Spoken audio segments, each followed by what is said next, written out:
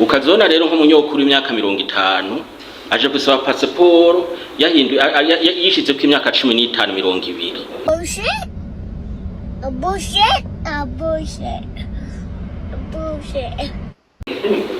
Hamwe no ubiravye no ku maso bica biboneka. Naza ko ibintu guhindura imyaka mwagomba ko mwarabihagaritse sa ntivyumvikana yuko mutoha. I don't know. Izo rero nyinshi turazihagarika kugira ngo uyu muntu abanze asigure iyo yindi passport yagiye he. Murumva ugo rugero ko ari runini cyane. Murumva ibintu nk'ibyo ko ari ibintu bitaryoshye. Nico gituma rero aho bose mwumva bavuga yuko ngo passport zacu zaratevye nibaziduha, turafise nyinshi murashaka kugenda hariya tukabereka amadosiye ni menshi cyane. Je nibaza ko encore une fois n'ikibazo ca système. D'abord babantu b'ibintu bidakwiye inomero ya fake plutôt idakora canke undi muntu, ivyo muri the system feedback loop nziza bashobora kuza baramukaronka ukuntu mukomunikana na call center ubiye akabari batangura gutelefona abanye bitevye cyane batibibaza ku mirongo canke mwego mukamusindi communication yaba email na telefone byo bintu bibiri peut-être. Abo bandi bantu bahindura ibintu mu fixe system hamwe umuntu adashobora guhindura. Okay,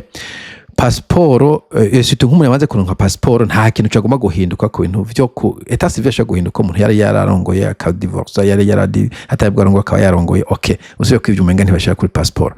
me ahantu yavukiye umutuma aba umuraza murahindura umuntu yahora muri Gitego kwa Nebukinanya na usibye ko kumbura keje na keje bashira ko nk'umutumba I don't know mugabo nka data yavukiye ko ico cyagomba kuba kitagishoboka en principe surtout umuntu amaze kuronka dossier ntuze document officiel imwe kumbura abantu bavutse kera tarigera nko document nimwe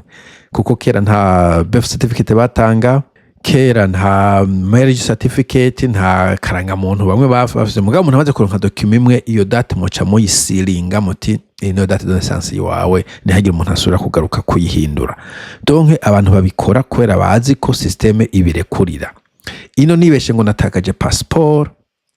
aje gusaba yindi d'abord iyo passport natakaje ntizofisubiye gukora iyo sefuti no kuvuga iyo alternative ngo reka njanya passport zibiri ngo hango hazogenda ubwa mbere ariho nzokora ntibishoboka ndayijanye muri company A hanyuma ngaje ko reporting ko yatakaye ngaje muri company B ngajana yindi company A mbaye reyisi sanga ta passport mfise well kumbura shaka kugaruka uti passport nahinduye peut-être je ne sais pas mugabo encore une fois kumbura ama company nakeneye kugumiza passport yayi kuguha copy je ne sais pas ariko cyane amadone yari kuri passport yatakaye na madone kuri passport y'ubu agomba kubasa kiretse ibintu bimwe ashobora guhinduka navyo nyine sinzi nta passport mfise mugaha mu minwe iri ngaha inyuma yanje ariko naza ko muri passport ata bintu byinshi bihinduka afete you are who you are abantu bendera amazina mugabe tegeza kuba officiel sinumva rero ngende kuntu abantu bahindura date de naissance nje tumumva system ihari yankuraje amatricherie cyo abantu bakora amatricherie encore iyi system ya PAFE neza ko ari ya leta de yose numvise ngo baje kugira ibintu digitale kugira ngo bashobore kuza bari mu matora ezema wakora kinone.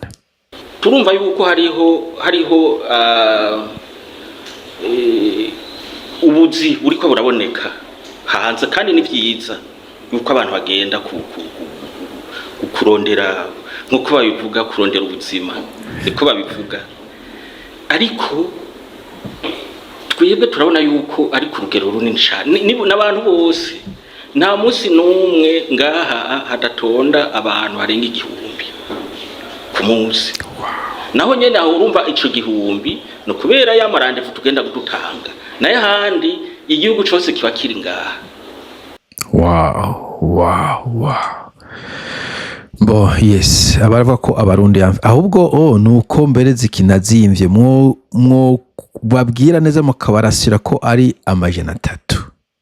abantu bo kwidubura abantu benshi bagitinya bojana umujene ko ndakoca aratinya nabwo wefa kujana amajana 3 urindira aho no ntacyo uri kurakora. Donc abarundi uwo baha udufaranga two kuja Dubai cyangwa handi hantu ahubwo ni nkuronka namu wakwiza mu by'ukuri je neza yuko evidama PAFE yabonye challenge muri myaka mikeyi never ari ku butegetsi yuko abantu baja bava mu gihugu babaye benshi neza yuko kameme nico umuntu kubifuka kirokonesa ariko na cyane ko batabaye creative ngo batangure kurondera uburyo bwo kuvyorosha baragize kudecentraliza baragerageje kudecentraliza gushira ry'amagishe nyambari unique mu ma province amwe ariko naho nyeneza ko kumbura ama province atakora neza efficace mu cyo kimwe n'Ibujumbura cy'utumana benshi gumatunze Bujumbura ariko abantu igihumbi batonze ni benshi cyane bo digitalisation yobaye kimwe mu vyo kemuye ivyo bibazo ariko neza ko abarundi mwadesize yuko digitalisation ari y'abazungu muzoguma mwikoreshereza ikaramu what can we do no twebwe ku rugero tugezako uno munsi turabona yuko impapuro z'inzira turiko turazitanga ku rugero kuvyo dushoboye uko bisanzwe kiretse kajya nababwiye kaduciriyemwo aho habaye kujya gucererwa kubera impamvu nababwiye abantu rero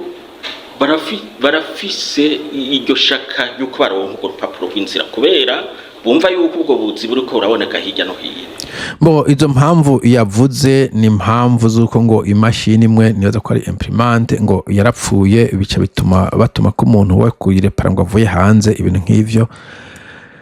mboneza ko mwari mukwiye kuduza capacité kuko niba mwahora muronka abantu 500 ba applyinga nyuma mukoronka abantu 5,000 urumva ntimwoguma mufise ibikoresho bimwe mwari kuduza capacité kuko en principe n'amafaranga bayongerekanye mwari gukoresha nyene mukagwiza capacité mukamufise kumbere iyindi imprimante mugabo uko avyumvise agatashaka yuko acayironka ubwo nyene kandi bidakunda kandi hariho abandi bari imbere yiwe ibyo turiko turakora nibihe rero nawe yuko nk'ubu ipapuro ibitabo by'inzira turabifise turaza kubereka mugende mwenyene mwirabira mu maso murabe n'amastatistike dukora ku munsi turakora passport ziri hagati y'igihumbi n'amajana n'ibihumbi 2,000 ni nyinshi nta hantu na hamwe biba wow nukuvuga twe dukora ku rugero rwo hejuru cyane nico gituma mbere uzosanga n'izo mashini zacu zipfa n'ingoga kubera iki kubera tuzikoresha ibirengeye narababwiye yuko izi mashini zikora izi passport zikora kujya kwizindi imprimante irushe irashuhika ikagira okay 1,500 ku munsi abantu ni benshi mu abantu 100 times sinzi imisi abantu mugabo mugavuze ngo na samedi barakora but in any case dufate ko bakora imisi 5 ku ndwi bagaca bakora indwi 48 peut-être badakora donc abantu 360 kumbura bishira 400 nibo baza bava mu Burundi bon komboza passport sinaje agenda mugabo ntabeshi kwere basaba passport bon je neza ko mukwiye kugwiza capacité kubera abantu bari kusaba ari benshi cyane bo ikindi c'imashini nazo nyene niyo capacité nyene anko shaka kuvuga en fait nabantu baza barondera passport zihutirwa reka kumbure uraja gushikako mugabo abona nyene mukwiye kugitorera umuti kugira elimine abo ba penjeri abo ba commissionnaire twebwe rero ikibazo kiriho nico nyene abantu ni benshi bazirondera turiko turakora twebwe bishobora byo nk'ubu narababwiye yuko kuva mu 2020 twakoresha passport 15,000 ku mwaka wow sivyo ku mwaka 2020 15 ku mwaka mugabo izo no munsi tuzikoresha ku kwezi kumwe sivyo murumva yuko kandi n'ubundi baguma biyongera abantu baguma biyongera kandi kuri twebwe si bibi ifo yuko nuko abantu bagira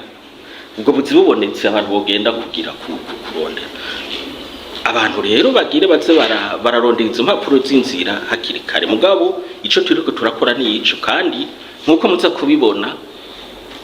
turiko turakora n'ukuri aho tugeze twarasavye kandi biriko birakogwa yuko twongereza ubu imashini zo gukora kandi abaturongoye barabitwemereye yuko tugiye kongereza izo mashini muri bije iri kurategurwa y'umwaka uza. Bo reka ngeze video hano je ndumva ko ico kogwa evidama no kongereza imashini no kongereza capacity nobwo bisa kongereza abantu kubera urumva passport barazigura ni service payant ico mo gikora. Hanyuma ikibazo ndiko ndabona nico kibazo cy'abantu bagomba gusimbuka Q abo bantu ndabatahura kubera bazi ko passport ifatiye kirekire kandi keshi na keshi urana mu Burundi nta muntu afise ibifaranga vyinshi uvuga ngo reka ngure passport menda yicarana ndayakoresha abantu benshi bagura bafata passport on demand no kuvuga ndayikeneye kandi gukora kazi. Mbo ubwo rero usavye ubu uzi ko izomara amezi 3 akazi kazoba kagusize donc hano cyago wanda keneye muri ino ndwi kuganzo gene mu ndwiza n'amatike y'indege mbere nababwire nico gituma abazimba nuko uronka tike y'indege uronka kazi ukajusanga ngene kuzo voyage next week keshi na keshi kugira ngo uronke tike y'indege zimbutse gusaba nk'amezi 2 omwe en avance ivyo mva ntavyo tuba dushoboye. Alors nous kwiyadapta kuri yo situation d'abord mungeze capacity cyo ne kimwe ariko ikindi mushireho ico novuga etie donc ntuzeye passeport express avuga uti passeport ordinaire ni ordinaire passeport ugisavye mu gihe bisanzwe na madolari na marundi abihumbi amajana 3 mugabo ku bantu bakeneye yihutirwa reka tugure yindi imprimante ko bazoyariha bazoyigura muzoyavana muri nyene ukeneye yihutirwa nayo mu determine iyisanzwe nigakingira indwi 2 indwi 3 je ne sais pas hanyuma yihutirwa imisi 2 umunsi umwe je ne sais pas mugabo bazoca bariha autant comme ça umuntu afite ko yihuta aho guca kuba penjeri abari hawe ni kwa kundi nyene usanga ba yarishe aje mu kigega ca leta hanyuma ayo mafaranga inje mu kigega ca leta abaye muca mugurisha capacité yo gukora izo za quick. Bon nkuzi impamvu nkuza gufata igihugu ca Australia ca Canada sepa reka turabe cost of passport in Canada. Cost passport Canada. Bon pay your passport fees. How much a passport costs now? Urabona yuko bavuga old fee okay igugwa amadolari 163 nazo kwa Canadian. Iyi ni bon inagoma ndabe yuko ntuzeye how fast donc 9 to 9 business days donc wayironse imbere y'indwi 2 uba wayironse. Okay, express usually means you get your passport in 2 to 9 business day. Bo muga yinibaza ko ari agent 1 nagoma ndabe amfete ico uyirihira kubera iyo iri agent can get urgent express emergency weekend passport donc na weekend ushobora gusaba passport kayironka kuva as of March the fees for passport travel document service will increase. Okay, kuyaduza bavuga donc ukeneye passport yihutirwa donc agent pick up ushobora kwiruka kubitora kuri office yabo canke bakayikuzanira iwawe. Some location bishobora gufata imisi ne etc. Nashaka kuraba ntuzeye nashaka kuraba amfete cost yayo cost kuri agent so agent passport ariko twabonye ko isanzwe umegara 130 n'ayandi turabe ukeneye yihutirwa agent by end of next day yumva ko ucuronka ubukeye bwaho Canadian passport picked up cost additional $110 umva ashira ko ayandi madolari 110 increase to 125 bagiye kuyaduza cyabaraye bayadugije mugarumva ko ico gihe ucuyitora umunsi ukurikira canke bakayikuzanira wawe inyuma y'imisinga haja ku bintu vyakuriye. Donc umva ko ayasanzwe yari hafi 160 hanyuma wihuta ugashaka kujana 10 mu bigenzo kuna ko atari ntabwo ari double quand même. I Burundi bari gutanga triple. So ivyo mukora mu Burundi muvuga muti umwako ni standard ni service n'ibindi bihugu bikoresha nafashe Canada kugira mfate example mugani bihugu byinshi ndabizi usabye passport ordinaire ugatanga amadolari 160 menshi mengari muri yo area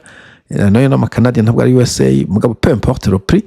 hanyuma ukashira ko ayandi ashobora kuba nkayo canke nusu canke je ne sais pas kugira onke agent cyangwa express passport. So nivyo rero mu Burundi mukora muvuga muti bon passport ordinaire ifata igihe kingahe reka turabe time to process encore simuze ngo mugende nka Canada ndi gufata juste ko umwe mu bindi bihugu bafise un système mwebwe muvuga muti bon Canadian passport process time generally 30 business days. Okay, umva ko ari plus mail time, umva ko ari ukwezi.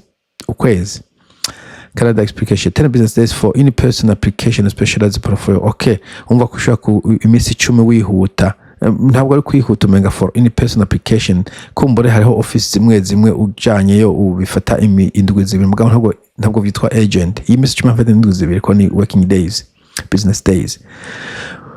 Mbo urumva abantu benshi ukwezi kumwe nibisanzwe, passport igiye guhera agomba kwirenovera canke ayikeneye ntabwo biba vyihuta. Ukwezi donc hagati indwi zibiri n'ukwezi niko twofata, donc 10 business day to 20 business day. Umva ico gihe uba wigire muri office yabo ngira ngaha uba in service Canada Center sinza ama service bakoresha. Bo mugabo umva ko bacha bayikugarukanira bitarenze ukwezi. Dore mwe mukavuga muti ukwezi amezi abiri passport tuzo twayiguhereje. Hanyuma ukeneye yihutirwa y'umunsi umwe canke umunsi imisi ibiri uzoca utanga $500 $600. Mugabo ntarenga $600 mu vyukuri, ntarenge double. Okay, double maximum $600 antukamva ko ari munsi y'umuriyoni abantu bariko baratanga, kandi abantu batanze umuriyoni ko bahaye umuntu w'umupenjeri ntibazi no wenyene umunsi azoyizana kubera numva ari ibintu biri officiel, kandi amafaranga agiye mu kwaha nagiye mu giga ca leta ntabwo ngeje capacité ya PAFE. Donc mu kurangiza monsieur le commissaire, genda muri policy za PAFE uvuga uti passeport ordinaire pana ku munwa izohora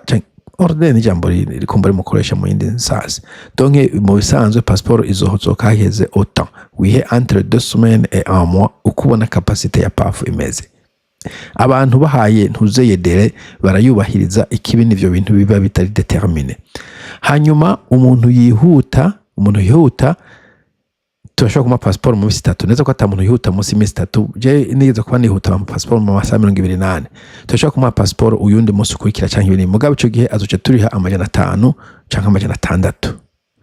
Komsa nta muntu azoriha $700, nta muntu azoriha $1,000,000 absolument, kandi amafaranga azoja mu gihe ca leta canke muri PAFE sinzi ukuntu mugabo ari amafaranga yo mu yakatorokanije, mugabo abo bintu officiel bizwi. Ico gihe bizoca vyirukana abo bakomisiyonere bose. Hanyuma muze mukora ama audit, umuntu haje iyo misi 20 mugenda mu auditinga ama passport atarahera. Audit by the way ntabwo utambuka mu office y'abantu, nubwo neza ko biri digital andukane baza ko muvya mu vyano mwabura amakuru muri informatique zanyu, ubasha kugenda ukavuga ukagira seba filtering date even muri Excel canke document Google Slides, ubasha kuvugureka entre Google Documents je ne sais pas, ubasha kuvuga mbitemwo iyi date inini da passport zimaze amezi abiri zarasabwe, ukavuga uti izi passport zifite kibazo kihe, imbere akaba ari note passport zikaza kibazo iyi dafite passport ikibazo kamaze amezi abiri, ukibazo umuntu ariko arayikora wowe uri kurakora akazi na munagane, et surtout uraba ko atazindi ya province zatanzwe imbere yaho. Ico gihe ni uco ufata n'abantu bariko barajya amakomisiyo, nuko mugomba kubikora, sino mugiye muratubwira ku radio ibintu bimeze ko arama amafuti. Ico gihe umenga ntimwemera responsabilité, mugomba kwemera responsabilité nibi bintu biba vyaca mu kwaha nuko systeme tuyireka ikaba open, ni kujya donc urugo utaruzitiye ibintu bikinjira en principe ivyo bingiye byakoze amakosa mu kwinjira, mugane ni wakoze kosa we uguruye urugo ari wagomba kuruzitira. Donc ababandi bo bagomba kwinjira of course mu gihe utazitiye, so no kuraba kuntu muzitira. Akamunotera na CNDFT nyene niba mudakeneye kugumanya namwe abanyagihugu murondere mutangore kugira ibintu digitale biragabanya ubuswahili. Bon reka kandi no video ndageze hano ahanini je mbona mwenga ni systeme ihari ituma abantu bashaka gutrisha, bigaca bituma n'abari ku butegetsi nabo nyene bashaka gutrisha, ugasanga ni vicious circle, usanga abanyagihugu nabo nyene bamenya ibintu by'amatrisheri, abatanga ibintu bamenya amatrisheri, ugasanga en fait bizogora kugira ngo ibintu bagarukane ku murongo. So mugire umunsi mwiza, bye bye.